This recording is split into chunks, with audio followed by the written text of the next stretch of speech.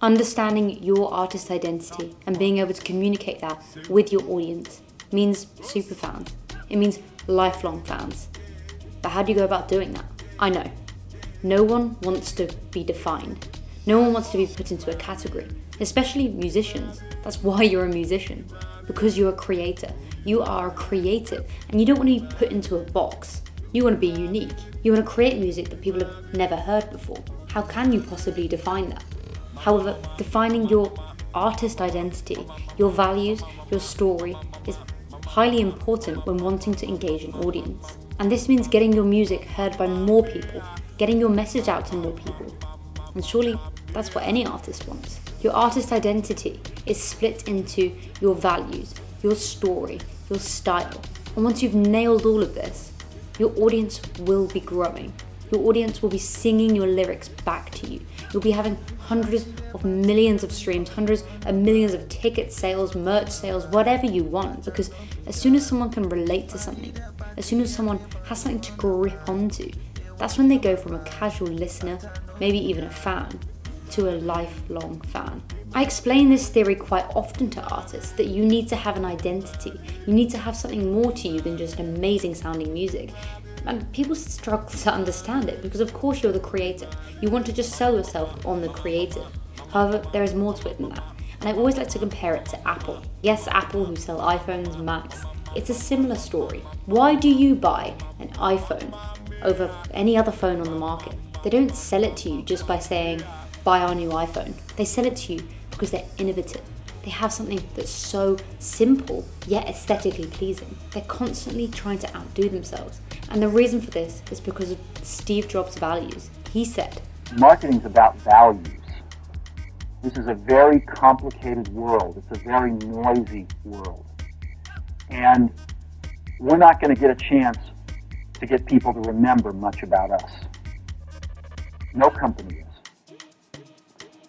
And so we have to be really clear on what we want them to know about us. And this is exactly the same for artists. This music industry is oversaturated with music. So you need to get out there to your audience.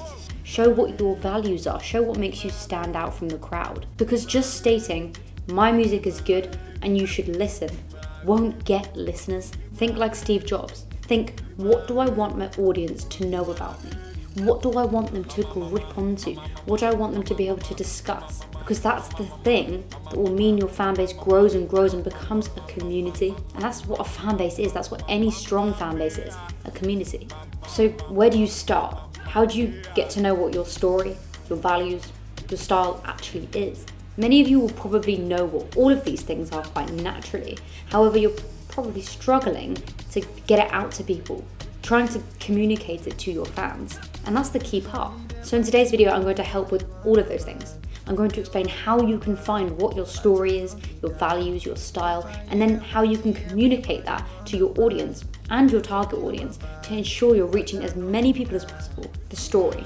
This is the main term for what you're all about. It's the reason you create music. I'm pretty sure all of you will know what this is without even thinking about it. It'll be the reason you first picked up that guitar. It'll be the reason you first wanted to join a band. It'll be the reason you bought your first CD. The beautiful thing about creating this identity is you don't actually have to create it. It's already existing there for you. It's all of the things that make you you. So this could be something as simple as where you were born, who raised you, who taught you about music, things that have defined your music career so far, the things that you're passionate about, what drives you every single day. All of these things are part of your story, and people fall in love with the story, not always just the creative.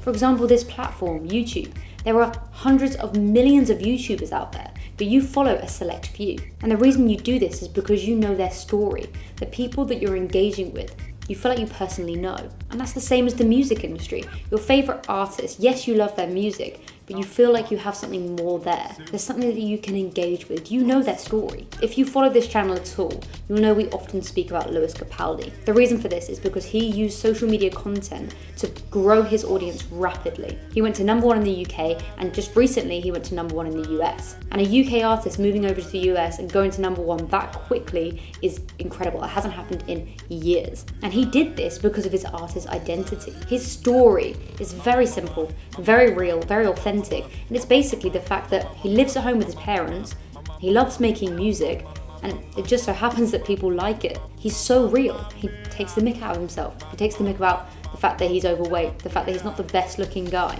Your story could be pretty similar. Perhaps someone taught you how to play a certain instrument and it inspired you.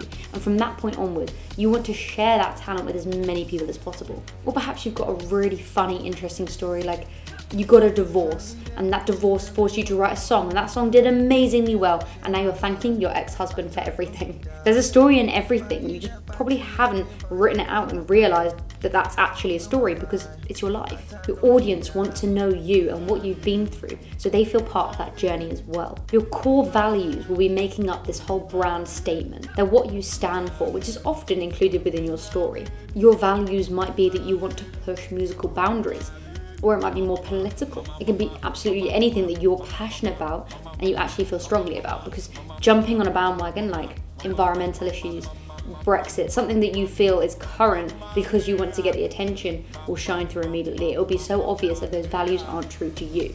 But if they are, that's fantastic because you can engage in conversation. You can start a conversation. An artist whose values are so strong and clear from day one have been Lady Gaga.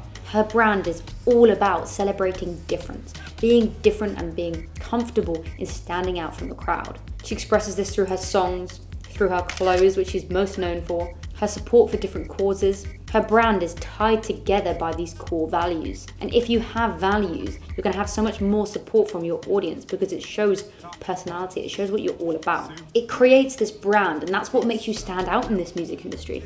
Like I said earlier, this industry is oversaturated with music. So having those values that are shining through from the lyrics, from your social media content, from your live performance will make you different, will mean your audience have something to talk about. And as soon as you've got people talking, that's when you know that you're an artist that people are definitely going to be listening to non-stop, sharing with their friends.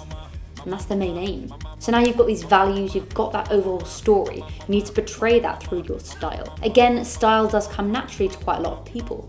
You'll naturally have a fashion sense, you'll naturally have certain colours that you do wear and portray through your social media. However, they make a bigger impact than you think. Your style should represent your brand. It should be fitting to those values, to that story. So going back to Lewis Capaldi, the story of him living at home, not having much money and just wanting to create music, his style fits that. He wears clothes that it looks like his mum would buy for him. But then you take Billie Eilish and it's a completely different story.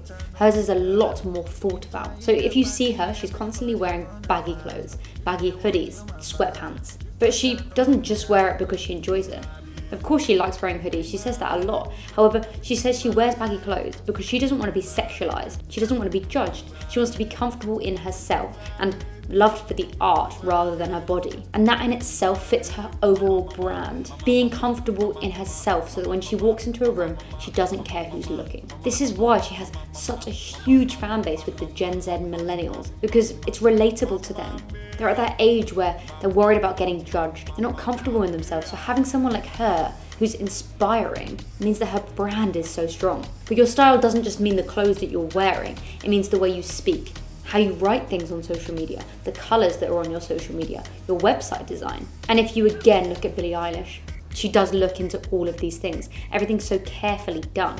If you go to her Instagram right now, there's certain colours used. It's the blacks and the neon colours. The bio is so simple, it's so carefree. The same as her captions. She's putting across this whole persona of not giving a shit. And again, the fashion side of things is such a major focus for her. This is all part of her brand. It's not just random stuff she's throwing online. It's things she knows her audience will be able to feel like they know about her. They'll be able to engage in conversation. If you were to look at any of your favourite artists and you really analyse their style, everything's been done for a reason. They haven't just slapped on some random clothes, taken a picture and they're fine. The clothes are chosen, the background is chosen, the way they've written that caption, all of it fits the overall brand, it fits the overall story. A great example of the way that someone uses copy is the 1975. If you go to their Twitter, the way they speak is quite political. They engage in conversation about Brexit, about the general election, about the environment, and they even release songs discussing these things, like the recent release with Greta, which went viral. That hasn't just been a random topic that they've picked.